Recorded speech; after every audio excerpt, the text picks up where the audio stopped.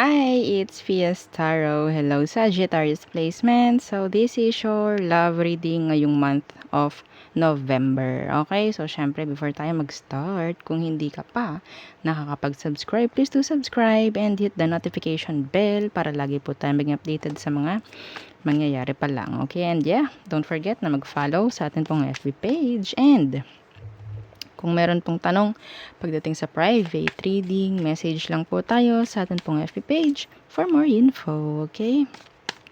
Okay. So,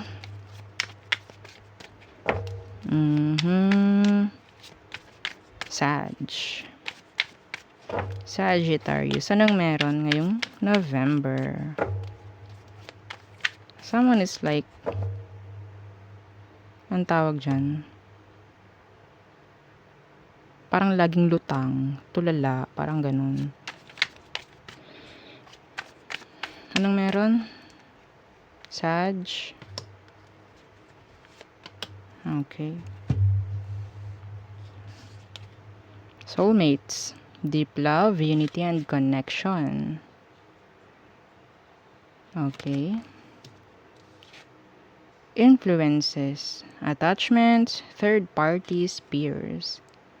Madalas magkasama itong dalawang ito. Sa dinami-dami ng aking cards. Bakit? Anong meron? Soulmates and influences. It's like, okay, siya na yung sana dapat for me, pero yeah, hindi siya like nakalaan, like hindi ito yung right timing. Mga ganun. Okay, Sag, tingnan natin. Okay, ano bang meron? Anong situation meron? By November. Para sa mga Sagittarius. Okay. Okay. Ooh, the Devil. And this is energy of obsession, sex. Some of you. Okay, toxic. So, saan kayo dun?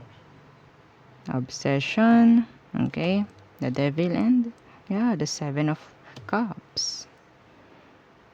Obsession. This is obsession. Yeah. Like, sabi ko nga kanina, ikaw yung para sa akin, pero bakit ganito? Hindi pwede. May, I don't know kung sino yung nabasahan ko ng ganitong energy last time.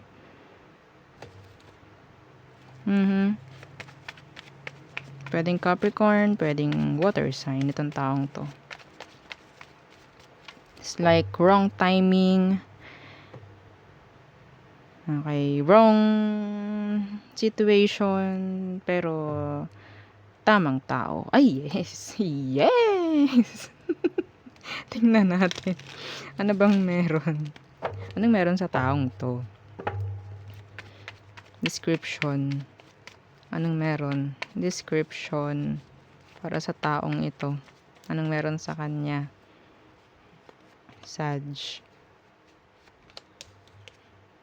The Six of Swords in reverse. So, itong taong to, mahirap palisan. Yeah.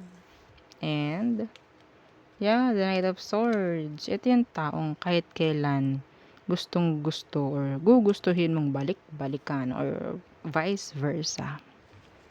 Yeah, kahit mahirap ang situation. La la la. Okay. So, siguro, no, may napapatulala na lang dahil sobrang kakaisip. Sobrang gustong, yeah, may nag-obsess dito. Sag. Pwedeng ikaw. Okay? So, i-fit mo yung sarili mo sa kung anong meron, ha? Okay? Wag mo i-fit sa mga sinasabi ko lang. Okay? Ano bang meron pagdating sa emosyon niya? Sa'yo. Wait lang. Yung mata ko. Okay. Emosyon ng taong to sa'yo. Sag. Ooh, the Ten of Swords. And the Star in reverse. Pasensya po sa boses, ha? Nawawala na. Okay. So, I think this person, pwedeng may nangyari nga talagang ending sa inyo. Pero, yeah, hindi siya like totally nag-heal. Okay? Yeah. I think ikaw yung parang sabihin nating makakatulong sa kanya para mag-heal. Parang ganun yung tingin ko. Hindi niya kayang mag-heal ng kanya lang. Ikaw yung tao, like emosyon niya pagdating sa'yo ha, kailangan kanyang i-end dahil hindi pwede.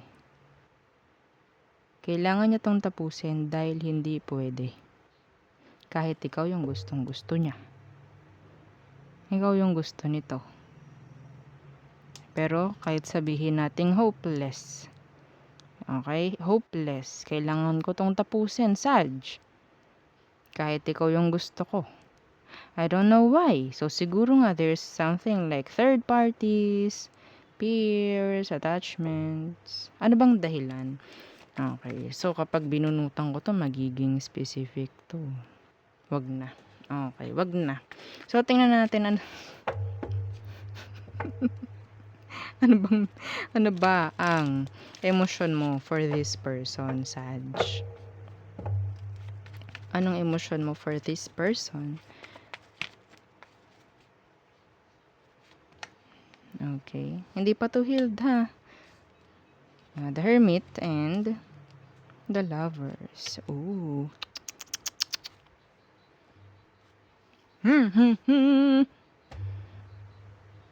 The connection is strong. Okay? Kahit pinipilit nyong layuan yung isa't isa. Yes, pinipilit nyo. Both of you, pinipilit ninyong layuan ang isa't isa. Pero, para kayong may garter. Babalik at babalik. Yes. Ganun ang nakikita ko sa inyong dalawa.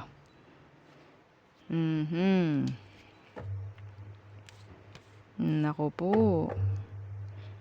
This is mahirap na sitwasyon. The Ten of Wands kaninang nakita natin.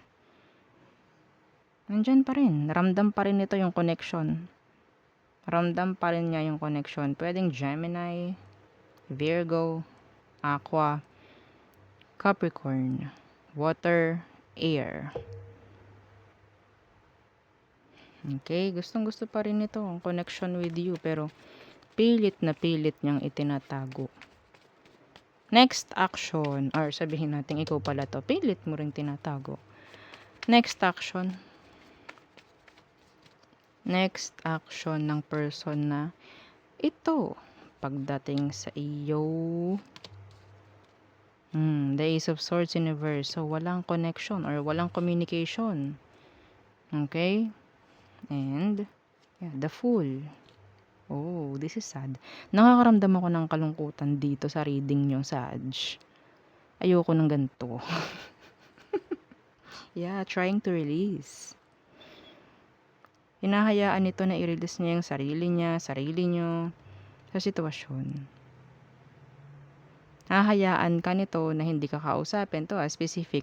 Hahayaan ka nitong hindi kausapin hanggat kaya niya para lang sabihin nating matulungan yung isa't isa na makalabas or makalayo sa sitwasyon na to or sa connection na to.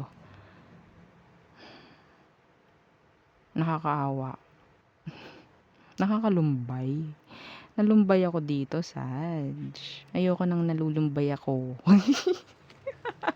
Tingnan natin. Anong advice? Anong advice? You need to heal. Okay, Saj. You need to heal. You need to heal. Anong advice for you, Saj? Yeah, the Empress. Okay. This is like focus on yourself. The Empress. The Moon. Okay. So, grow. Okay? Kahit sabihin natin nandyan yung sadness. It's like gawin yung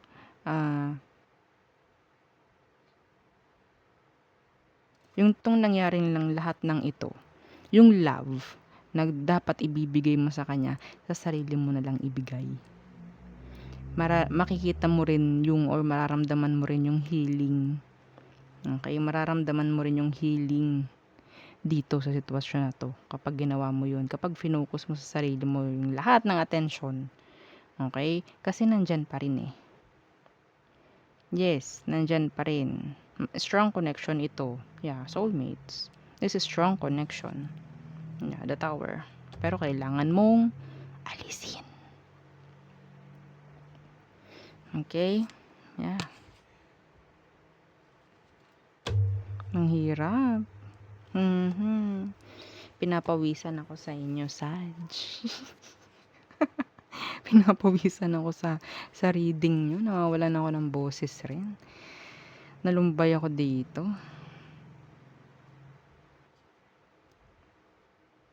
Ang naririnig ko rito is ano eh. Ay, hinalo daw. Ang naririnig ko kasi dito, alam niyo yung, ay, hindi ko may explain, like, sa lahat ng kalungkutan, no, kailangan mo mag-bloom. May isang flower na ganon, mapababae, mapalalaki ha, may isang flower na ganon, like, nagbo-bloom siya kahit walang araw.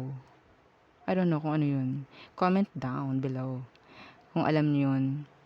Okay, kung alam niyo yung uri ng flower na yun or plant.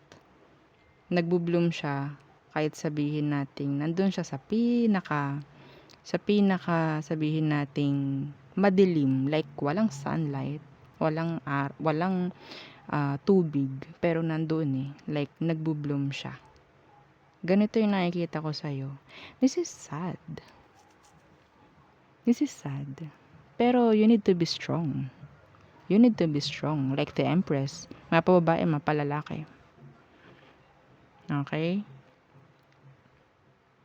May mga sitwasyon talaga eh na ganito na kailangan iwasan. Kahit ginugusto.